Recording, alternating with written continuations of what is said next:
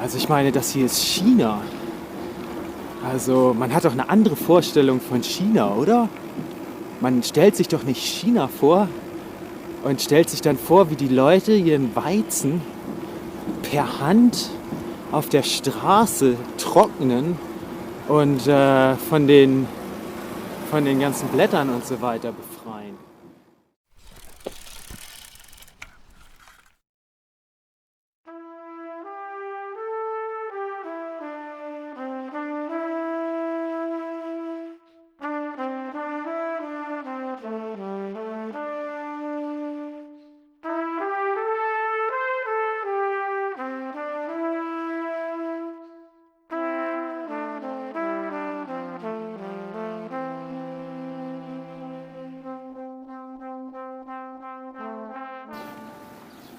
Und jetzt geht's direkt weiter mit einem richtig krassen Anstieg. Wir müssen jetzt aus dem Tal des Gelben Flusses quasi rausfahren. Also wir verlassen den Fluss jetzt auch direkt wieder.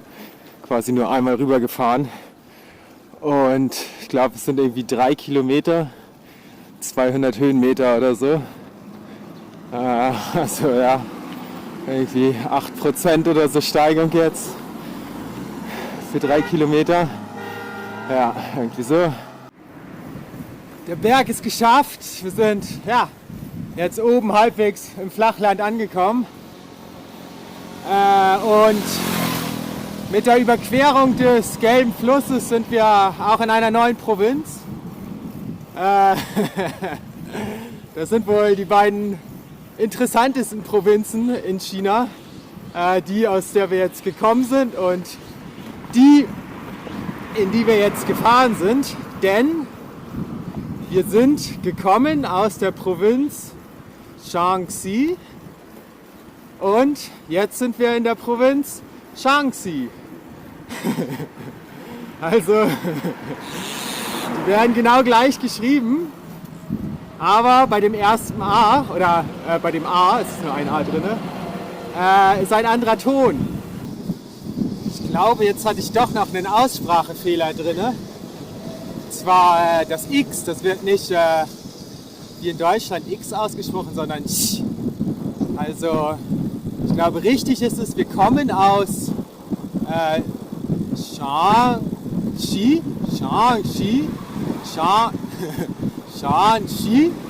und jetzt sind wir in Shaanxi. Genau. Shaanxi.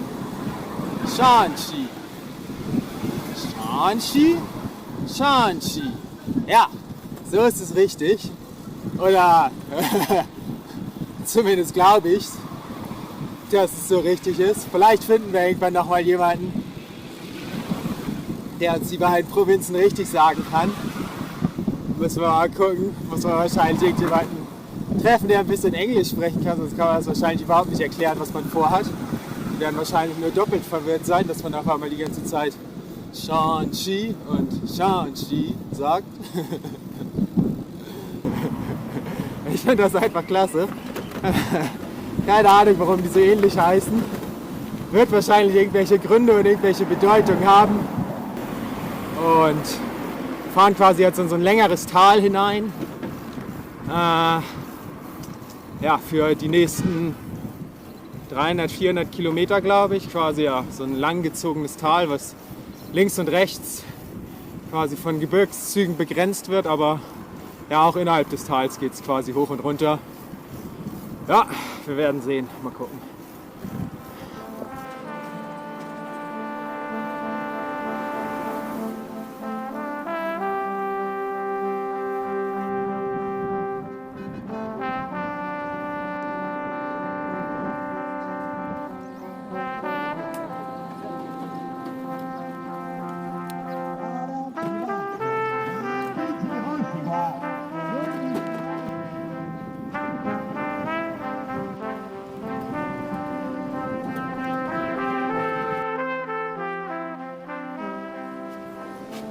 Melone. Für 11 Yuan, für 12, ne? 12, knapp 2 Euro. Sie werden günstiger und günstiger. Die Saison startet gerade, also in einem Monat oder sowas ist hier Hauptsaison, würde ich sagen. Sie werden günstiger und günstiger. Super lecker. Geile Dinger. Nice.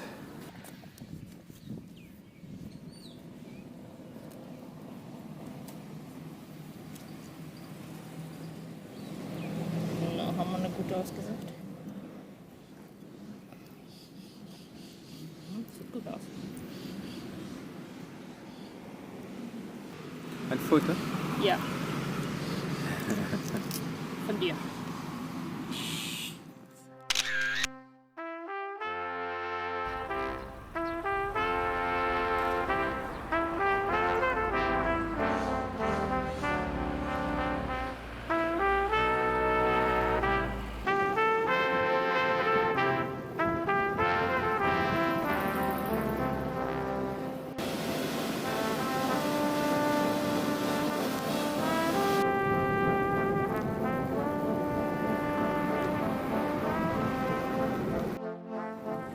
Eine weitere namenslose Großstadt in China. Wir fahren durch auf der Suche nach... Ja, hier rechts. Ah, hier ist auch ein Laden. Auf der Suche nach ein bisschen Gemüse und Tofu. Da gibt es vielleicht was. Ja, Obst, oder? Nicht so aus, aber du kannst vielleicht fragen, ob es irgendwo gibt. Ja, heute wieder richtig gut was gemacht. 97 Kilometer. War eigentlich flach, also es ging ein bisschen bergauf. Dafür ging es dann aber auch wieder bergunter. Ich weiß nicht, wir können mal gucken, was haben wir gemacht. Ja, 380 Höhenmeter. Das ist jetzt echt nicht viel. Ja, wir fahren noch aus der Stadt raus und dann suchen wir nach einem Zeltplatz. War heute auch wieder ordentlich heiß. Jetzt ist es wieder ein bisschen zugezogen, macht es wieder ein bisschen angenehmer. Auch vorhin haben wir echt geschwitzt. Aber ja, eine gute Melone zum Mittag gegessen, das war ziemlich nice. Und die Landschaften ändern sich auf jeden Fall. Also wir sind heute echt an richtig viel Weizenfeldern vorbeigefahren. Also es fühlt sich so ein bisschen wie die Heimat an, sage ich mal. Also es ist auf jeden Fall überhaupt nicht mehr tropisch oder subtropisch. Wir sind jetzt echt im, ja, ich weiß nicht, gemäßigten oder kontinentalen Klima. Vielleicht eher Richtung kontinental. Aber ja, es fühlt sich gut an. Nicht mehr so hohe Luftfeuchtigkeit, sondern normales Klima, sag ich mal. Hallo! Hallo! 你好，你好，这是干啥嘞？直播呀？啊直播呀？ Xiaomi you know? 几？直播？直播？啊，听不懂，听不懂。听不懂。直播，直播，直播电视，去哪里这里吗？ ？Video。你们是哪里的？哪个国家的？北京，北京。北京。哪个国家？你们是哪个国家的？我德国，德国。德国，德国。德国。德国英语名字叫啥？听不懂。听不懂。我们中国是 China， 是吧？中国 China。中国英语名字不叫 China 吗 ？China。 China。 China。中国。中国。中国 China。 啊 yes， 中国。啊，你们德中国。国人。哎。德国人。德国哎。嗯。中国。哦。很好。拜拜。拜拜。 Ja, ein paar witzige Leute sind auch unterwegs. Wunderbar. Ich hätte Tofu gefunden. Und noch ein Bund reduzierter Bohnen für 1 Yuan. Oh, cool. Super. Dann los, Campingspot. Ja, Wasser und Campingspot.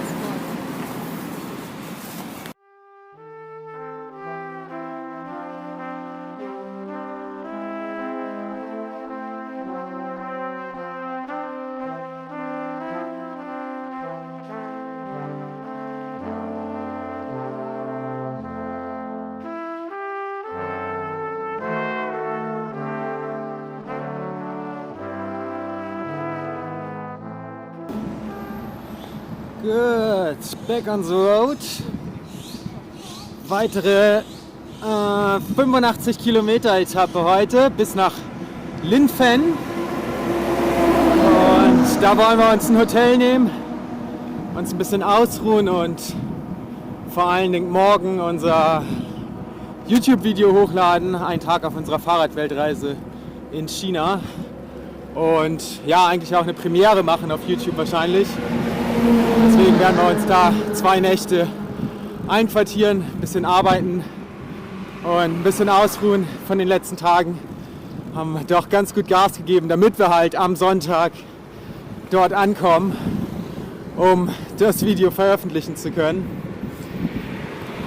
Da gehört dann auch schon mittlerweile doch immer ein bisschen Planung dazu, dass wir unseren 2-Wochen-Rhythmus da bei YouTube beibehalten können. Und ja, dann müssen wir manchmal halt ein bisschen mehr in die Pedale treten. Aber dafür schnappen wir uns da jetzt auch ein Hotel und können uns auch ein bisschen ausruhen. Das wird, glaube ich, auch ganz gut. Ja, 85 Kilometer to go. Let's go.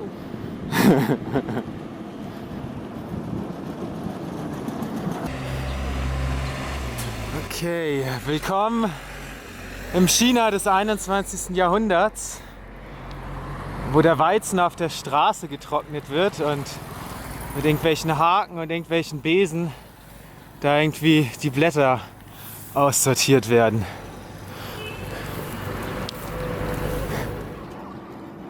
Ich meine, wir haben sowas auch durchaus schon in anderen Ländern gesehen, weiß ich nicht, in Myanmar oder Indien. Ja, da haben die Leute vielleicht echt keine anderen Möglichkeiten.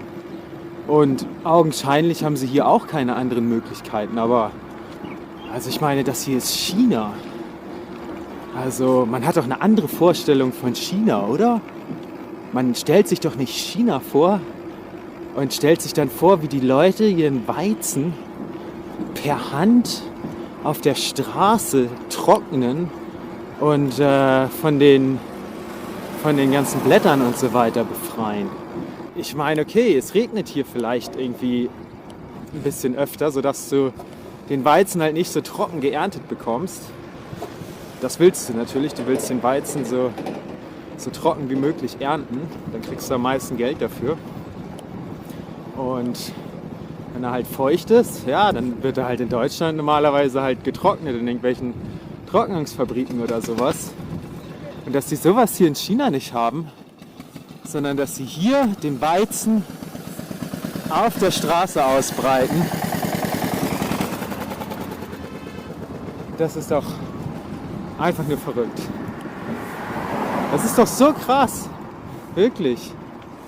Die Kontraste hier, das ist unglaublich. Ich meine, ihr habt ja nun schon ein bisschen was von China gesehen aus unseren anderen Videos. Wie modern es zum Teil ist, also ich wiederhole mich, glaube ich, auch, wie mega modern es ist. Und dann auf der anderen Seite, wenn du die großen modernen Städte verlässt, oder ich meine, man muss sich ja nur mal das hier angucken. Das hier ist eine riesige, breite, super geteerte Straße. Ja, das ist doch was unter die Definition modern fällt, würde ich jetzt irgendwie mal sagen. Aber diese riesige, große, breite Straße wird dazu genutzt, um den Weizen zu trocknen. Das ist, Also China ist definitiv eins der spannendsten und interessantesten Länder, die wir bisher besucht haben. Ich bin so glücklich, dass wir uns dazu entschieden haben, hierher zu fahren. Es ist so interessant, das zu sehen. Vor allen Dingen ist der Wandel halt so dermaßen extrem schnell, wie sich das Land in den letzten 10 Jahren verändert hat und wie es sich in den nächsten 10 Jahren nochmal weiter verändern wird. Das kann man sich gar nicht ausmalen. Und jetzt haben wir halt noch die Chance, hier halt sowas zu sehen, diesen Wandel, diesen krassen Unterschied, diese krasse Schwelle, die jetzt irgendwie entsteht und langsam überschritten wird, irgendwie, dass die Leute hier wie vor 100 Jahren ihren Weizen noch trocknen. Und auf der anderen Seite hast du diese modernen, fetten Straßen und fette Hochhäuser und Elektroautos und Technik und Bildschirme und alles. das so jetzt zu sehen im Jahr 2019, das ist, glaube ich, eine wirklich ziemlich einmalige Erfahrung.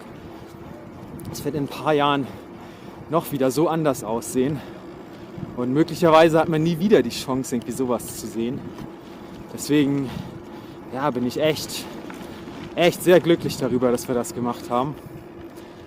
Kontraste sind in China einfach absolut am größten von allen Ländern, die wir bisher bereist haben. Definitiv.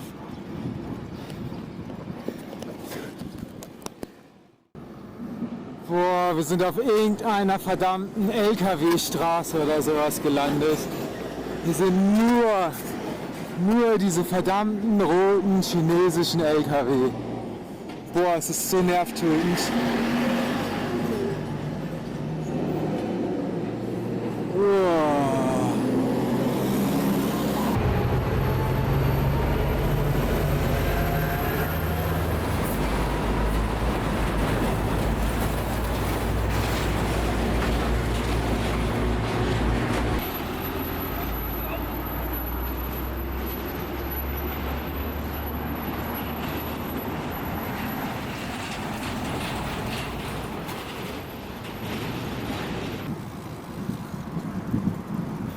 Juhu! Wir sind entkommen! Der schlimme LKW-Straße, wir sind entkommen! Da war eine Kreuzung und die sind alle andere Richtung gefahren als wir. Yes! Und jetzt sind das nur noch 10 Kilometer bis zur Stadt, wo wir Pause machen.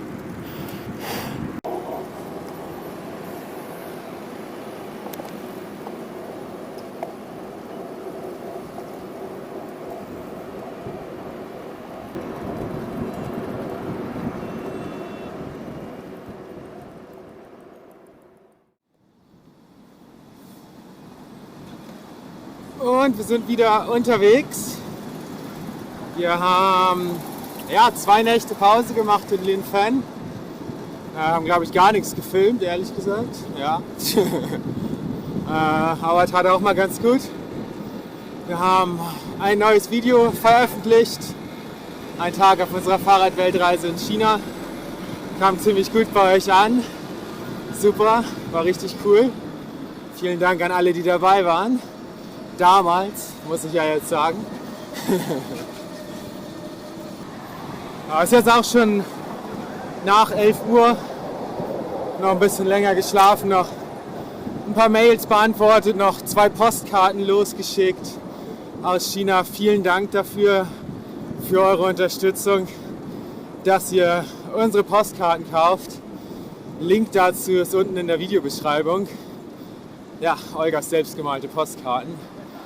Ich weiß nicht, in welchem Land wir jetzt quasi gerade sind in dem Moment, wo du dieses Video anschaust, aber aus dem Land kannst du jetzt eine Karte bestellen. Und ja, gucken wir mal, wie viel wir heute machen, wo wir heute landen. Da vorne ist, glaube ich, unsere Abzweigung auf die Hauptstraße Richtung Norden. Ja, sieht so aus. Da geht's dann weiter.